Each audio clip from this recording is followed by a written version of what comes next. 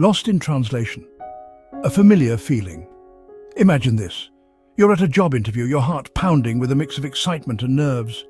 You've prepared for every possible question about your skills and experience. Then the interviewer cracks a joke. A common idiom that everyone else in the room seems to understand, except you. Suddenly, you feel a wave of isolation wash over you. The feeling of being an outsider, lost in translation. This scenario, unfortunately, is not uncommon, especially in today's increasingly globalized workplaces. As someone who grew up navigating multiple languages and cultures, I've experienced firsthand the challenges of linguistic diversity. It's not just about understanding the literal meaning of words, but also the subtle nuances, the cultural context that often goes unspoken. The invisible walls of language idioms, slang and accents. Let's break down some of these invisible walls. Idioms, those colorful expressions that add flavor to language, can be incredibly confusing for non-native speakers.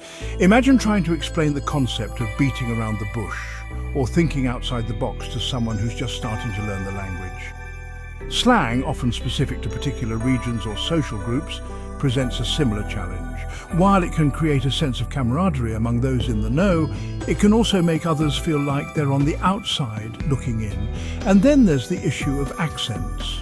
We all have them, yet certain accents are often unfairly associated with intelligence or competence. Studies have shown that people with certain accents are more likely to be perceived as less intelligent or trustworthy, even if they are perfectly fluent in the language.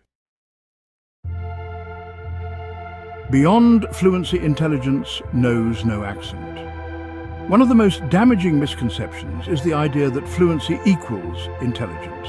I've met countless brilliant individuals whose accents might not be considered standard, but who possess incredible insights and perspectives.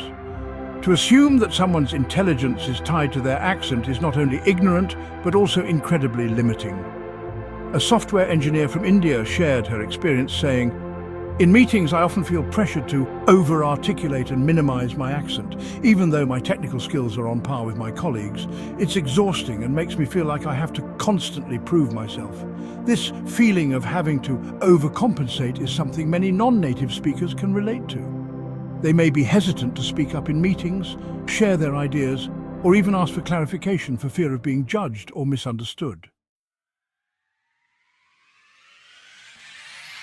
The power of awareness, building a more inclusive world. Language is a powerful tool. It has the ability to unite or divide, to empower or exclude. By becoming more aware of our own linguistic biases and by adopting inclusive communication practices, we can create more welcoming and equitable environments for everyone. This isn't just about being politically correct.